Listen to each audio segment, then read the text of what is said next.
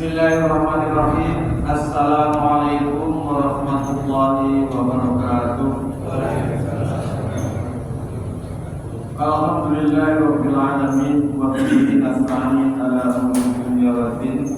Asyhadu an la ilaha illallah wahdahu la syarika lah wa asyhadu anna Muhammadan abduhu wa rasuluhu la nabiyya ba'dah.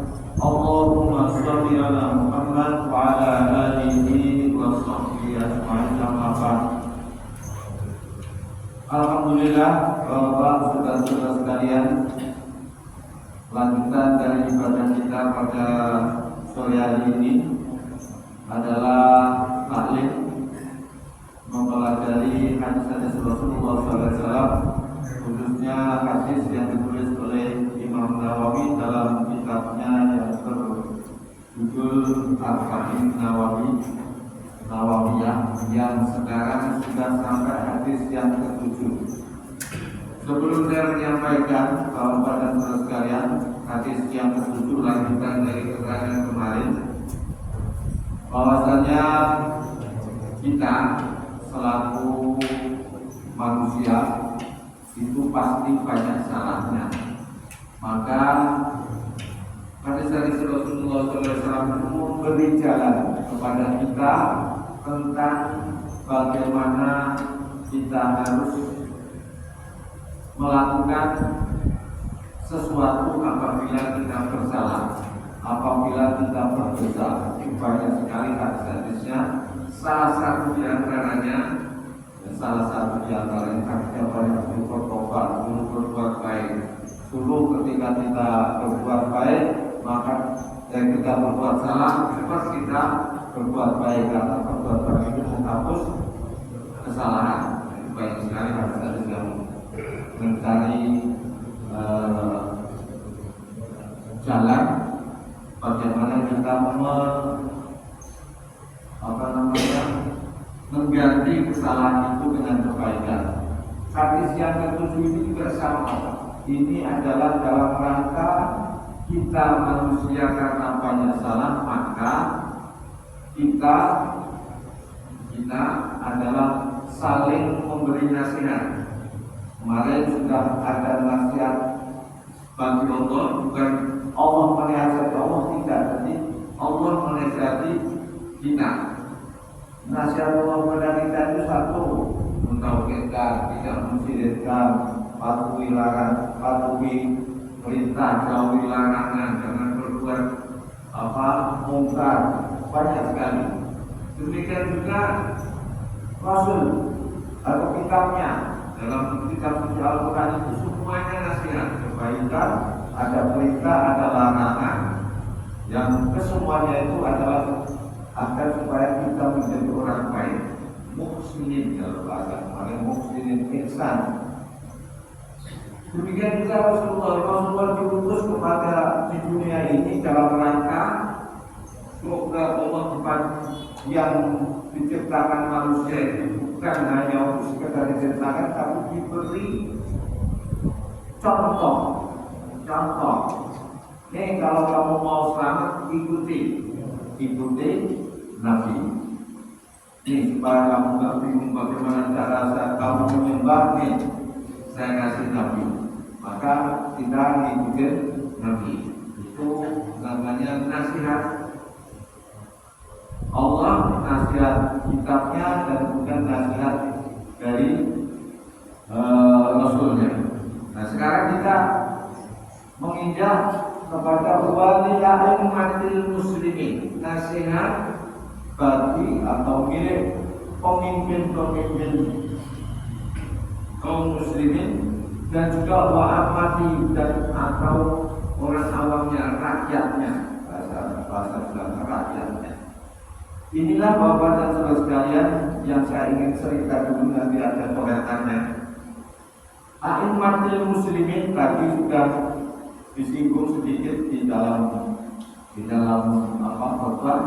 Nasihat itu bentuk yang terbaik apa? Tadi sudah, ternyata nasihat yang baik yang apabila kita itu berbuat baik, maka kita dijauhkan dari kejahatan. Salah satunya adalah kain itu bijaksana ya, bahasa yang tepat bijaksana. Kemudian lain itu lembut, lembut. Kemudian apa tadi itu? Hayyin, lain, kemudian korin ya. Satu lagi apa tadi? Siapa yang masih ingat tadi? Hayyin, lain.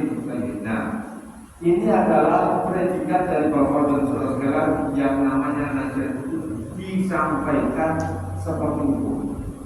Bentuk-bentuk nasihat itu harus bijaksana. Lalu di dalam Al-Quran disebut mau'izatul hasanah. Mau'izatul hasanah. Nasihat yang bagus. Kemudian Bapak dan Saudara sekalian, ada satu contoh kisah dari seorang ulama Allah dari khalifah dari Bani Abbas. Bani Abbas seorang khalifah yang terkenal yaitu Harun al-Rasyid. Karena Harun al-Rasyid itu seorang khalifah yang mencapai puncak keemasannya Daulah Abbasiyah adalah ketika dipimpin oleh Harun al-Rasyid.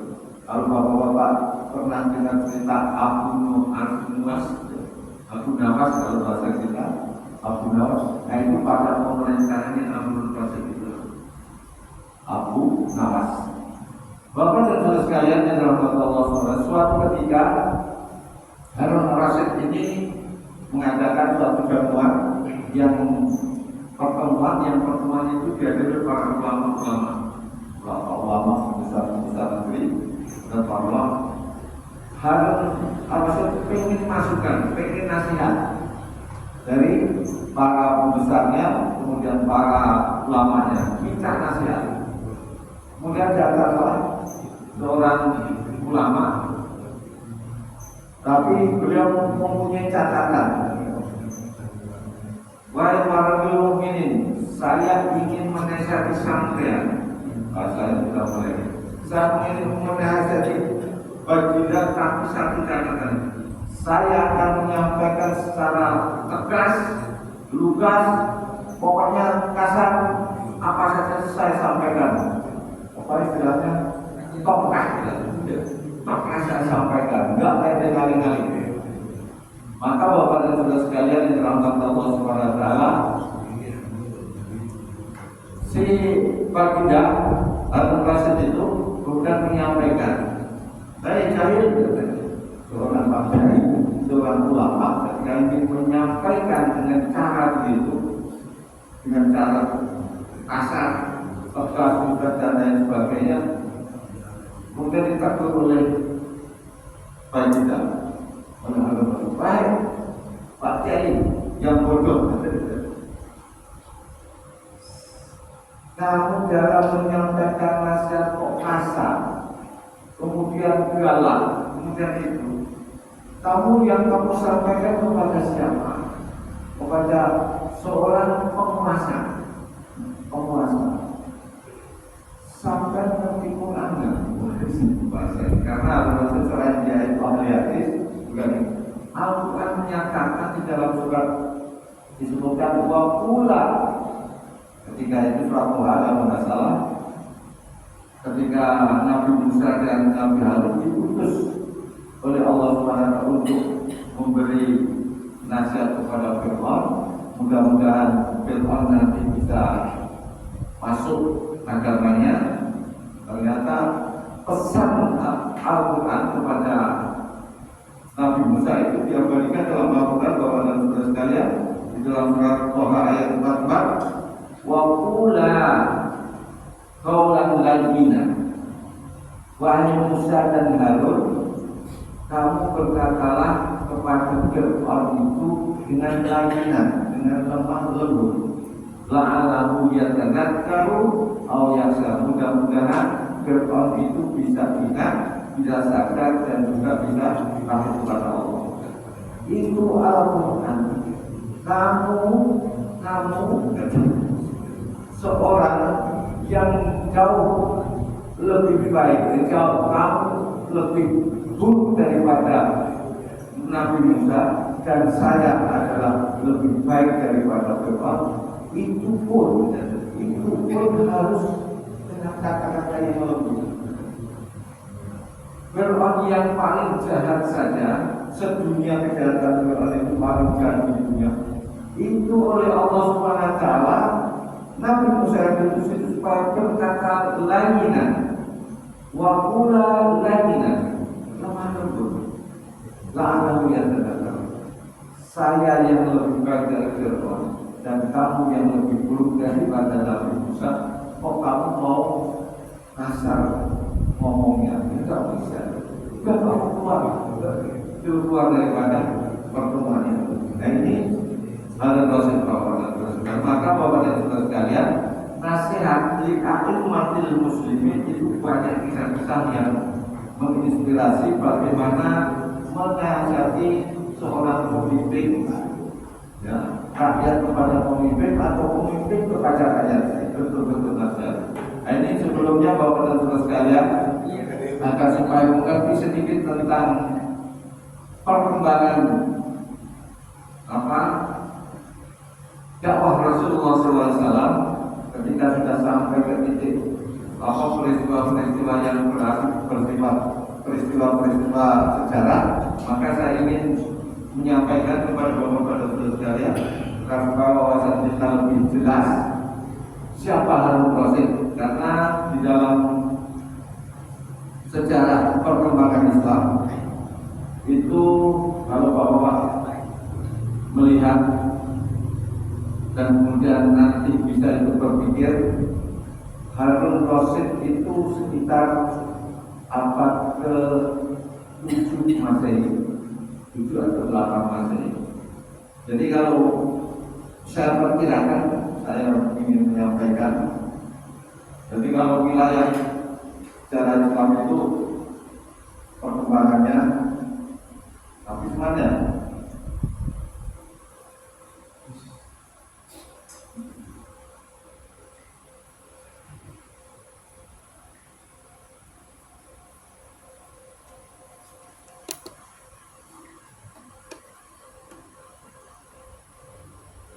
Di zaman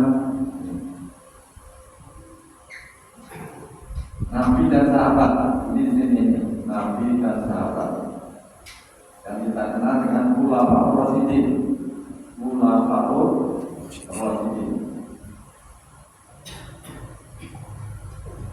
Kemudian di sini ada Umayyah. Pokoknya ini yang jelas ya.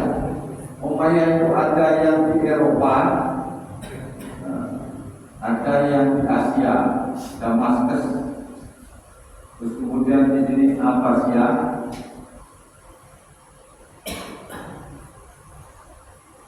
Kemudian di Utsmaniyah.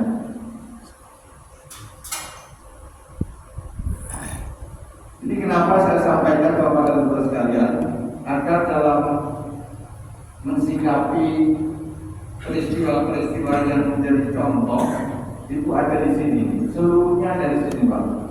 Pelaku-pelaku sejarah itu ada di sini, Nabi dan Khulafaur. Contohnya paling nasihat-nasihat Nabi yang terkumpul dalam satu hadis. Kemudian perilaku Nabi dengan contoh. Umayyah dan ini ada dua, Umayyah itu ada di bagian Asia. Ini tidak berlangsung lama, ini sekitar 90 tahun. Kalau Nabi ini sekitar 40 tahun, 50 tahunan. Ini 90 tahun, ini 270 tahun. Abbasiyah ini 400 tahun atau 500 tahun berkuasanya. Kemudian di sini ada 700 atau 600 tahunan. 600.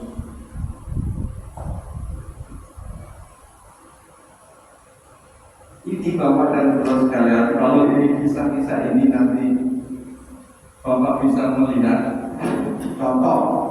Harun Rasyid mengatakan begitu ini di sini, Pak. Jadi jarak antara Nabi Muhammad ke Baitul Qasid itu kalau ini sekitar 1 Hijriah, kalau ini sekitar hampir 200 tahun pacaran. Ada contoh yang tadi.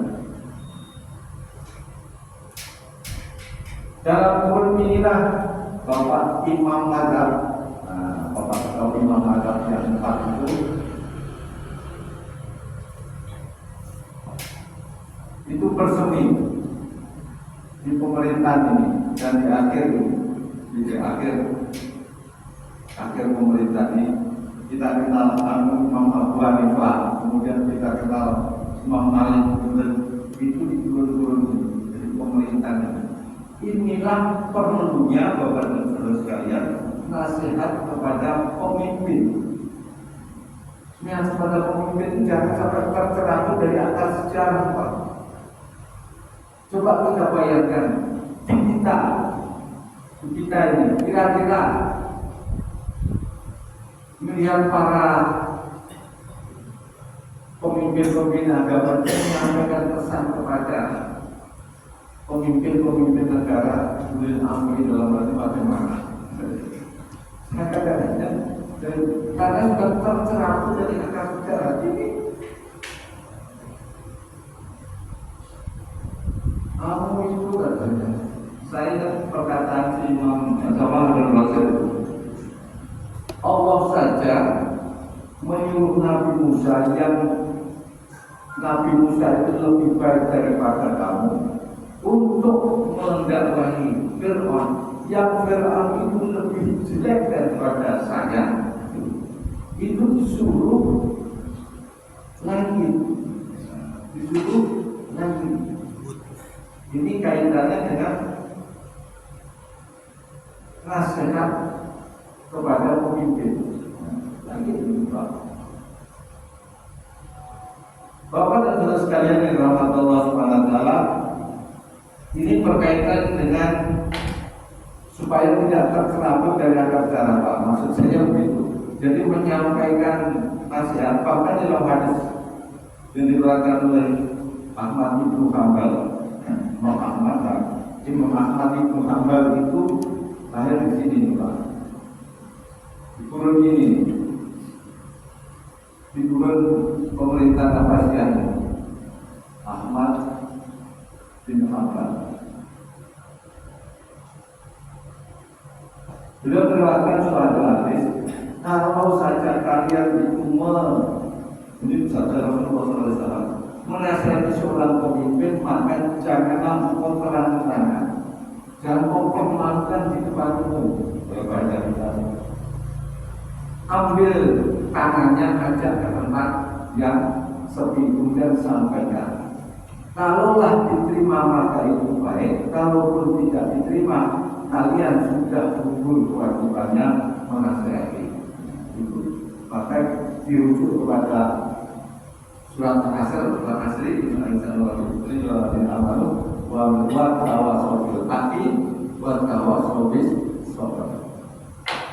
ini Pak rujukannya. Jadi kenapa orang sampai berkata-kata tercerabut dari atas sejarah? Enggak mencuci sejarah, tercerabut dari atas sejarah.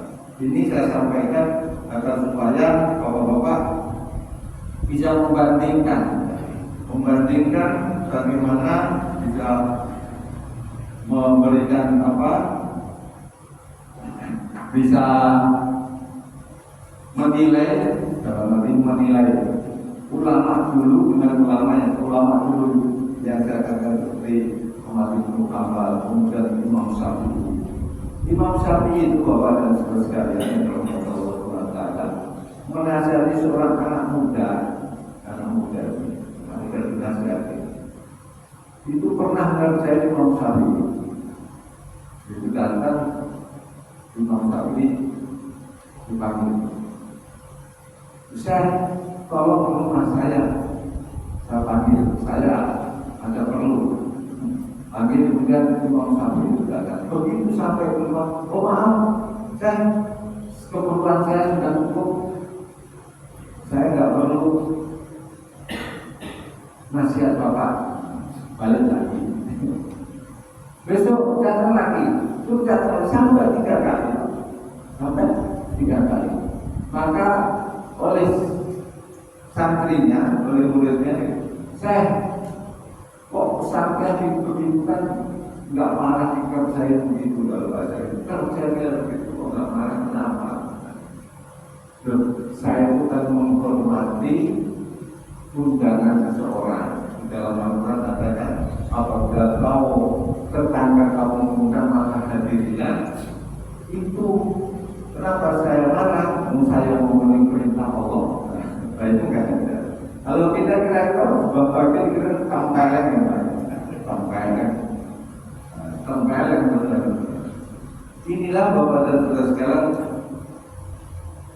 apa namanya, satu karakter yang dulu dipunyai oleh para ulama-ulama kita dulu, dan kemudian kita bandingkan dengan suasana akhir zaman ini dengan orang yang mengaku dirinya ulama, kemudian berkata seenak jidatnya sendiri. Ini yang perlu kita waspadai. Lanjutan dari hadis yang diriwayatkan oleh apa namanya Imam Ahmad bin Hanbal itu, walaupun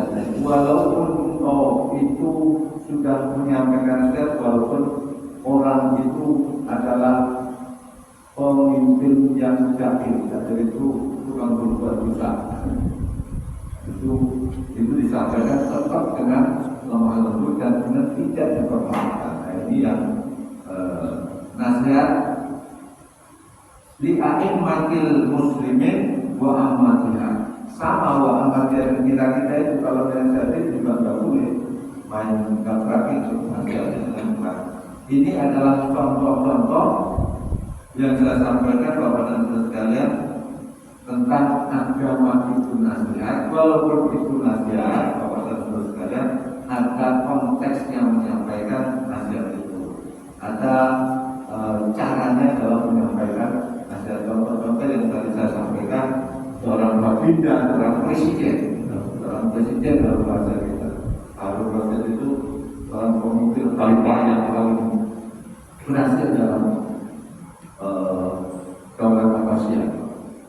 Itu menyampaikan hal yang demikian.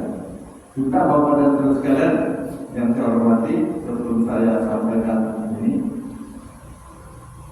dalam kurun waktu itulah Bapak dan Saudara sekalian, antara Umayyah dan Abbasiyah itu muncullah berbagai ilmu pengetahuan. Kalau kita kenal Ibnu Rus, Ibnu Sina, Imam Ghazali, kemudian siapa lagi yang Bapak kenal, yang Bapak pernah lihat, itu dia turun antara Abbasiyah ini, di Abbasiyah. Semuanya Pak, ulama-ulama ini adalah sekitar abad ke-3 Hijriah.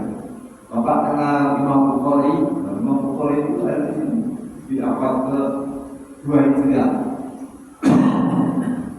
1186 kalau nggak salah. Ya. Imam Syafi'i 150 Hijriah itu lahir. Kalau Imam Bukhari itu 186 Hijriah. Kurun waktu Abbasiyah. Inilah puncak keemasan daripada ilmu pengetahuan, sastra, akad dan lain sebagainya ada di pemerintahan Abbasiyah. Itu baru bisa terwujud dengan secara disiplin ilmu terbaru secara baik itu selama 200 tahun sesudah Nabi Muhammad SAW wafat. Inilah proses namanya Bapak dan Saudara sekalian. Baik itu dari pemimpinnya maupun dari rakyatnya. Dulu Bapak dan Saudara sekalian, rakyat ketika Bapak pernah dengar Umar bin Abdul Aziz, seorang pemimpin atau khalifah di era Muawiyah, Daulah Umayyah, kurang lebih 100 tahun sudah wafatnya Nabi. Itu rakyatnya makmur, saking makmurnya waktu itu sehingga zakat itu tidak ada yang menerima Pak. Zakat makmur tidak ada yang menerima, semuanya kaya. Jadi ada seseorang ingin zakat karena dia punya emas banyak, dan ingin zakatkan emas itu sekitar 100 dinar, nilainya 100 dinar. 1 dinar itu kira-kira 12 gram atau berapa itu, saya nggak tahu pasti. Itu ada 100 dinar Pak. Jadi akan kelihatan orang tua mau datang mau ngasih zakat malnya yang 200. Dia sendiri kebingungan Pak, memindahkan kemana zakat ini. Itu di zaman Khalifah Umar bin Abdul Aziz, makmur negara, makmur makmur Cina itu ada di Daulah Umayyah. Bapak dan saudara, kenapa itu bisa terjadi? Ini bisa terjadi karena memang terjadi nasihat pemimpin dan rakyatnya itu terbaik. Coba Bapak bisa bayangkan di era ini ada 4 imam mazhab yang kelahirannya di era ini. Siapa luar biasa? Imam mazhab, Imam Malik, Imam Abu Hanifah, Imam Maliki, Imam Syafi'i, Imam Ahmad bin Hanbal, mulai di era pemerintah Abbasiyah. Sehingga Bapak dan Saudara sekalian, tidak aneh kalau semuanya pemerintah itu mencapai puncak keemasannya. Bagaimana tadi sampai ada seorang kiai saja mau ngomong kasar kepada presidennya atau kepada baginda, kepada Amirul Mukminin itu justru dimarahi. Nah kalau kita apa istilahnya apa? Demokrasi. Saya menyampaikan bebas menyampaikan pendapat. Tapi yang berbicara ini salah dalam mensikapi karena banyak hadis-hadis tentang ini dan juga peristiwa-peristiwa yang menyertai keberhasilan zaman itu, apalagi zaman-zaman sahabat itu luar biasa. Ada Sayyidina Ali menasihati kepada gubernurnya, panjang nasihatnya itu nanti di Google saya tidak baca karena ini saya nyari di mana ya supaya nasihat umat kepada pemimpinnya, pemimpinnya kepada bawahannya. Itu juga luar biasa Pak, luar biasa. Bahkan kalau zaman Nabi kepada saudara sekalian, untuk sebagai contoh kepada saudara sekalian, itu menasihati, memberikan suatu nasihat kepada orang-orang yang nakal bahasanya dan orang-orang yang dulu Nabi pernah andaikan saja anak saya mencuri Fatimah itu mencuri, aku akan yang memotong tangannya. Itu tidak ujung-ujung mentang-mentang penguasa langsung di. Nah, ini yang perlu dipahami. Sampai di sini Bapak dan Saudara sekalian, jadi kenapa suatu masyarakat, suatu negara itu menjadi baik karena dua komponen saling menasihati dan kemudian nasihatnya pun juga sesuai dengan ketentuan-ketentuan agama. Itulah namanya ad-dinu nasihat. Nah, di sini Bapak dan Saudara sekalian, kalau mau cerita banyak sekali. Contoh ini juga luar biasa Bapak dan Saudara sekalian. Muhammad Fatih Al-Fatih, ini idolanya siapa? Yang Cina ini siapa?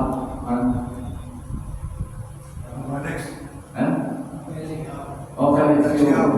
Tiga anaknya itu dinamakan Fatih semua. Salah satunya Fatih itu waktu kecil Bapak itu dinasihati oleh kakeknya menceritakan tentang hadis Rasulullah SAW. Karena dia itu keturunan raja dari bangsa Turki sana, dinasihati oleh kakeknya. Tuh, kota Konstantinopel karena beliau di Asia sana di Eropa. Itu pernah Rasulullah SAW menyampaikan, siapa yang bisa menaklukkan Konstantinopel itu adalah sebab hampirnya orang baik, tentaranya pun juga orang baik. Pernah saya ceritakan juga di sini. Ini Al-Fatih itu juga karena berdasarkan nasihat yang lembut yang dinasihati oleh kakeknya. Diberi motivasi. Inilah bentuk-bentuk Bapak dan Saudara yang bisa mengubah sejarah itu karena nasihat. Ini yang perlu kita harus tahu cara nasihat. Boleh sesekali marah, bisa sekali marah, tapi itulah namanya ad-dinu nasihat. Sampai di sini Bapak dan Saudara sekalian, Al-Fatih itu sehingga terjadi betul Pak. Al-Fatih itu kalau ceritanya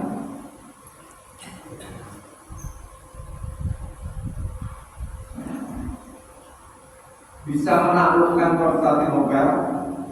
Konstantinopel itu ibu kota Romawi Timur, taklukkan. Ketika menaklukkan itu jatuhnya hari Jumat. Maka barisannya sama kalau lamanya siapa yang dipastikan untuk jadi imam dan khatib. Kemudian para ulamanya, siapa yang tadi malam tidak sholat berjamaah karena tentara di situ tidak ada apa-apa. Siapa? Semuanya enggak, semuanya berjamaah, enggak ada. Siapa yang semalam sholat malam, baru ada. Yang tidak sholat malam, iya. Sampai terakhir itu siapa yang puasa sampai sholat malam sampai itu semua terseleksi semuanya, sehingga tinggal satu orang yaitu Muhammad Al-Fatih. Dia yang dari waktu dan dari imam dan kebetulan beliau Rasulullah SAW, dialah amir yang terbaik dan tentaranya adalah tentara yang terbaik. Itu awalnya Pak nasihat dari seorang kakek kepada cucunya mendekati. Kamu tentu dulu agar ada Rasulullah SAW demikian bunyi. Kalau kamu dapat itu, yang mungkin dari kamu yang terbaik. Itulah nasihat. Nasihat bisa dari seorang tua kepada anak, kepada pemimpin, kepada orang yang dipimpin, kemudian yang rakyat kepada pemimpinnya. Itu ada akar sejarah. Kalau Bapak-Bapak bisa kembali, cerita-cerita ini banyak sekali dalam kisah-kisah orang-orang yang sukses. Yang tadi saya sampaikan, saya tidak menulis seluruh biografi mereka, tapi setidaknya Bapak bisa menggambarkan kenapa. Coba bayangkan umat Islam dulu memimpin di sesudah Rasulullah SAW itu memimpin separuh dunia kurang lebih. Itu 90 tahun di zaman Umayyah. Kemudian 200 tahun upaya di Cordoba dan di Spanyol yang di mana Andalusia itu 270 tahun. Kemudian Abbasiyah sampai kedatangan bangsa Mongol penduduk itu sudah 600 tahun. 600 tahun berkuasa menguasai hampir sepertiga belahan dunia. Kemudian apalagi Utsmaniyah. Kalau Utsmaniyah itu juga bisa menguasai. Karena memang semuanya Bapak dan Ibu sekalian mendasari mereka itu baik rakyat maupun mendasari dari kebijakan nasihat yang sesuai dengan ketentuan agama. Makanya disebut ad-dinu nasihat. Coba bayangkan seorang kakek menceritakan nanti satu saja kepada cucunya, itu bisa melakukan Konstantinopel. Biasanya itulah namanya ad-dinu nasihat. Kalau bapak-bapak menceritakan cucunya yang kecil-kecil aja cerita-cerita apa itu bisa membuka ketika. Nah itu mungkin bapak dan saudara yang saya sampaikan. Ini selesai tentang a'immatul muslimin wa ammatina. Dari hajim nasihat, agama itu nasihat bagi pemimpin dan juga rakyatnya.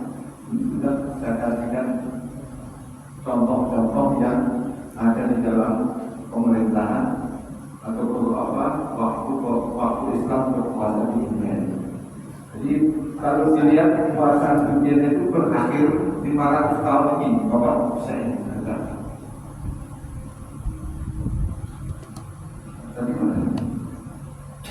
Berakhir total semuanya itu 1922.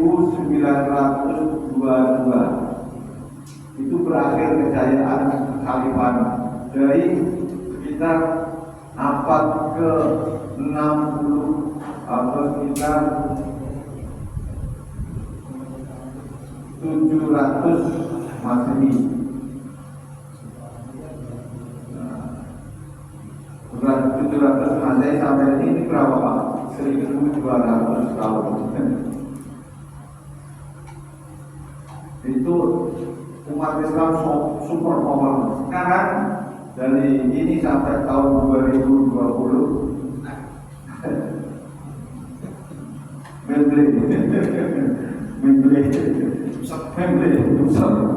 ini hancurnya kekhalifahan Utsmaniyah.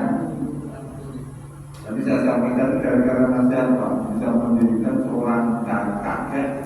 Tadi dilihat tulisannya Muhammad Al-Fatih. Muhammad Al-Fatih itu awalnya dari seorang kakek yang bisa jadinya akhirnya bisa menaklukkan bangsa Demokrat. 1453 ini 1543 ini baru ditaklukkan. Kemudian ketika hancur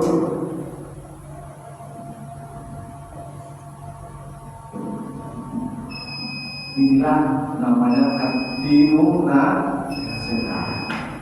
Sampai di sini Bapak sekalian, kajian kita hadis yang ke-7, insyaallah besok hadis yang ke-8. Besok hari kita untuk kajian ini, mudah-mudahan nanti minggu ketiga Bapak boleh mereview, tanya lebih detail karena saya sudah banyak baca Pak yang saya ceritakan. Dan kalau punya pembanding dari Pak yang paling gini-gini itu sebabnya beneran. Mungkin mari kita tutup kajian ini dengan bacaan doa dan kita dialog dengan Pak Profesor. Allahumma anta rabbina ilahi